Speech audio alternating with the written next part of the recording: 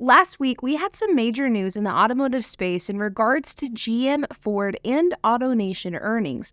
And not only has this news given us some really great insight into how these three companies are performing, how the car market is trending as a whole, but it's also given us some really valuable insight into the electric vehicle market and where EVs could potentially be trending in not only the short term, but also the long term as well. And let's just say things don't really look good. Let's first talk about General Motors. General Motors reported earnings last week, and while they did beat expectations, they also did raise some red flags as well. Like other automakers, General Motors is not only battling a changing car market, worsening credit conditions, but they're also battling a UAW strike, which is costing GM an estimated $200 million per week in lost vehicle production. And as of right now, the UAW has been expanding the strike on a near weekly basis, which is costing the company even more. But despite this, General Motors did still outperform revenue and earnings per share expectations. GM earnings and revenue beat expectations, with earnings per share expectations at $1.88 per share, and in reality, General Motors reached $2.28 per share. Revenue is expected to be at $43.68 billion, but GM reached $44.13 billion. And while revenue and earnings per share beat expectations, net income was down, even though revenue was up 5.4%. In wake of the earnings and events of the third quarter, General Motors has pulled their 2023 guidance, citing things like the UAW strike for the reasons behind this decision. But GM did make it a point to pivot their electric vehicle game plan, but we're going to actually talk about this in a few minutes. Now on to AutoNation.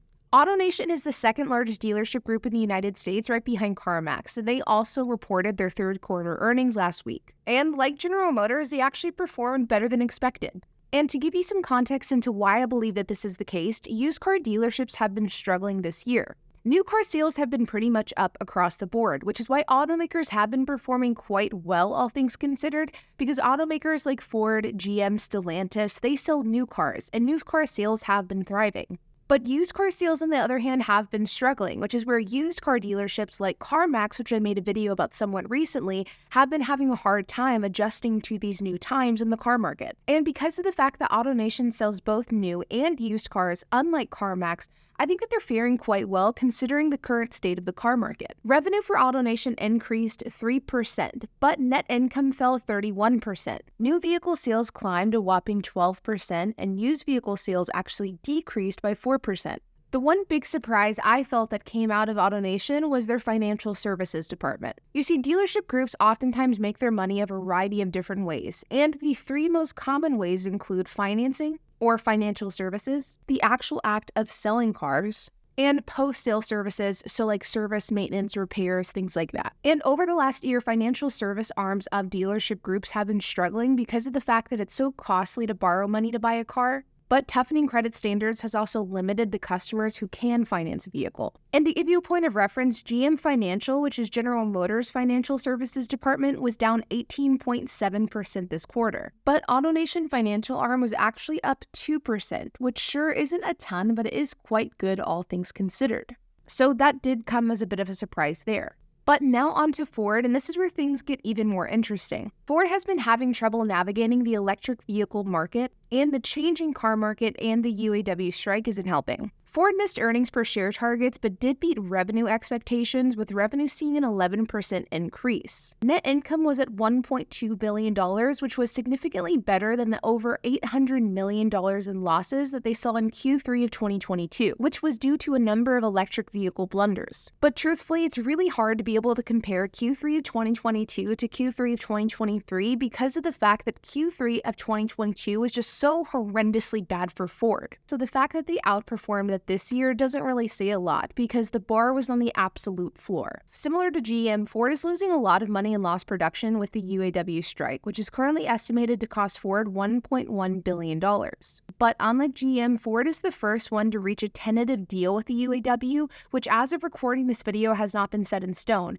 But if signed and solidified, would resume production and would give the UAW a lot of what they asked for, but would also result in higher costs for Ford. So while the tentative UAW deal for Ford is viewed as a relatively good thing, it also could be viewed as a bad thing depending on the lens that you view it through because of the fact that it is going to increase Ford's costs. But truthfully, where things with Ford and other automakers get really interesting is with the electric vehicle outlook, because that's where things have really taken a turn for the worse. Ford has three business arms: Ford Blue, which is their gas combustion vehicles, Ford Pro, which is their commercial arm, and the Model E arm, which is their electric vehicle arm. This is for things like the Mach-E, the Ford F-150 Lightning, as well as other electric vehicles that they plan on rolling out. And as of the most recent data, the Ford Model E unit is losing a lot of money, and it seems as though Ford is beginning to lose confidence in the future of electric vehicles, at the very least short term. The Ford Model E unit lost $1.33 billion this quarter. In fact, Ford lost an estimated $36,000 for every single electric vehicle that they sold this quarter, which is nuts. Ford also said that it would push back $12 billion in EV spending, which includes delaying one of two joint venture battery plants they're planning in Kentucky. But Ford isn't the only one who's pivoting their electric vehicle plans. GM and Honda have also shifted their electric vehicle plans, with the two companies having planned to join forces to produce an affordable EV, and those plans have since been recently scrapped. GM also scrapped their target to produce a cumulative 400,000 EVs from 2022 through 2024, citing a focus on profitability rather than volume. We also know that during Tesla's earnings release, Elon Musk strongly raised concerns that interest rates are going to affect EV sales. And Mercedes-Benz executives have recently described the current electric vehicle market as brutal. And it seems as though the general consensus, at least as of right now, is that some automakers may have just simply overestimated electric vehicle demand. Now, don't get me wrong, electric vehicle market share is growing. Registration for electric vehicles are at records high, but the demand for electric vehicles have simply not met expectations at this point in time. And ultimately, this could come down to a few key factors. Of course, interest rates and the sheer cost of buying an electric vehicle is definitely playing a role here. But truthfully, while this is absolutely a factor, it can't be the only factor to blame here either. Because while electric vehicles are in general more expensive than the gas-powered equivalent, AutoNation, GM, Ford, and other car makers and dealerships have seen car sales fairly strong, especially new.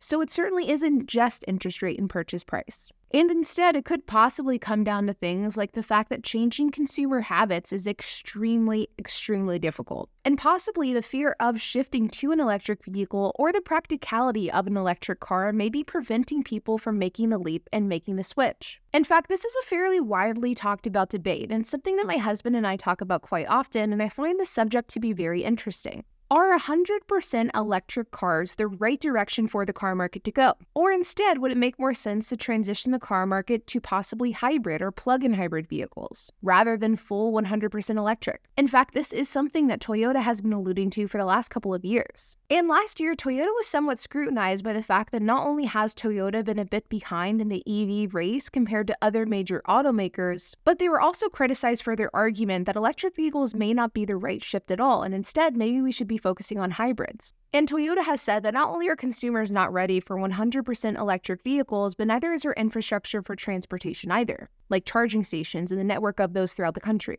And truthfully, what we're seeing with the current state of the electric vehicle car market could prove that Toyota might actually be right. And maybe the waning car market that we're currently seeing now is actually Toyota's point being proven. Truthfully, it'll be incredibly interesting to see how the electric vehicle market ends up shaking out over the next 5 to 10 years. But there is one thing that we currently know for certain, and that is that the electric vehicle market is uncertain at best. Like always, you guys, I hope that you enjoyed this video. If you have any questions, comments, if you have anything to add, I would love to hear it, so make sure to leave a comment down below. And while you guys are at it, make sure to hit the like button, hit that subscribe button, and hit the notification bell, and I will see you guys in the next video.